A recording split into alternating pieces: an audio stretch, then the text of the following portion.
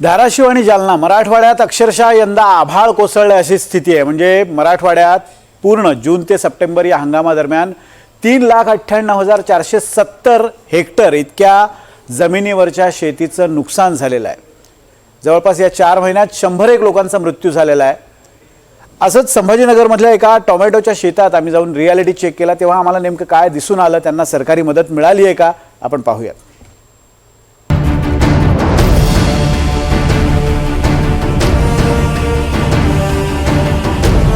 मराठवाड्यानं एवढा पाऊस कधी पाहिला नसेल इतका पाऊस यंदा पाहिला आणि मराठवाड्यात शेतकऱ्यांचं अतोनात नुकसान झालं।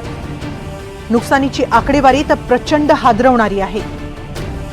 मराठवाड्यातल्या अतिवृष्टीमुळे 6,738 गावं बाधित झाली। या अतिवृष्टीमुळे जून पासून सप्टेंबर पर्यंत 104 लोकांचा मराठवाड्यात मृत्यू झालाय, तर 2,838 जनावरं दगावली। पिकं हातची गेल्यानं 36,88,845 शेतकऱ्यांना फटका बसलाय।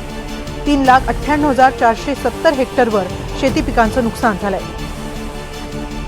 मराठवाड्यात पावसानं एवढा हैदोस घातला की शेतकऱ्याच्या हातातली सगळी पिकं गेली। सोयाबीन, तूर, कापूस, उडीद, ज्वारी, मक्याचं मोठं नुकसान झालं। त्याबरोबरच भाजीपाल्याच्या बागाही कोलमडल्या। छत्रपती संभाजीनगरमध्ये गेल्या 8 दिवसांपासून होत असलेल्या अतिवृष्टीमुळे शेतकऱ्यांचं मोठं नुकसान झालं। मी सध्या छत्रपती संभाजीनगरच्या वरुड काजी गावात आहे आणि या ठिकाणी आपण बघू शकतो हे टोमॅटोचं बाग आहे। या ठिकाणी अनेक शेतकरी अशा पद्धतीने टोमॅटोचं बाग लावतात, मात्र मोठ्या प्रमाणात नुकसान झालंय। मदत अजून मिळालेली नसल्याचा आरोप आहे। काय नाव आहे तुमचं? जिंबेक। मला सांगा तुम्ही काय काय तुमच्या शेतात होतं? आमच्या शेतामध्ये तूर आणि टमाटर आणि वांगी। किती एकर लावलं होतं? सगळ्याला किती खर्च आला?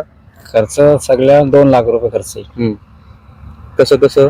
टमाट्याला, तुरीला, वांगे पूर्ण नाश झाले पाण्यामुळे। तूर आता सध्या उपटणं चालू आहे। तुरी वळली, पूर्णपणे वळली। ठिबक पण नवं केलं त्याला। बरं, खर्च कसा कसा लावला? काय काय लावलं? खर्च काय त्याला 60,000 रुपयाचं तर ठिबक नवं केलं। टमाटोला बांबू नवे आणले होते 30,000 रुपयाचे आणि तार नवं आणलं होतं 20,000 रुपये। सगळं गेलं, काहीच नाही, पूर्ण नुकसान आहे। छत्रपती संभाजीनगरमध्ये झालेल्या अतिवृष्टीमुळे वरुड काजी गावातले शेतकरी सुभाष दांडगे यांच्या शेतात पाणी साचलं आणि पिकांचं नुकसान झालं।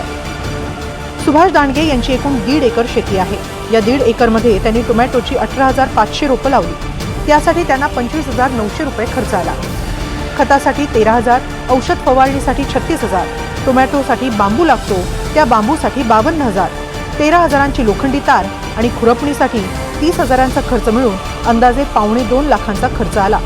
त्यातून 70,000चं पीक विकलं। पुढचं पीक काढणार त्या आधीच अतिवृष्टी झाली आणि टोमॅटोचा चिखल झाला। शेतात सारखी कापूस, तूर, टमाटर। इकडे टमाटो जास्त लावतात का? बरं, मला एक सांग, सगळ्या पिकाला काय काय म्हणजे तू कुठं कुठं कसं कसं खर्च केला आणि किती खर्च आला? खर्च आता एकरी येतच 50,000 रुपये खर्च येतो शेतीला। कोणता पण उत्पन्न करायचं तुम्हाला तर 50,000 रुपये। काय काय करावं लागतं? तर खत हे, बी हे, वगैरे इतर खर्च असतात। एवढं नुकसान होऊनही दांडगे यांच्या शेतात ना कोणी अधिकारी आला ना पंचनामा झाला। पंचनामा नाही, काही नाही, कोणी आलं नाही, काही नाही।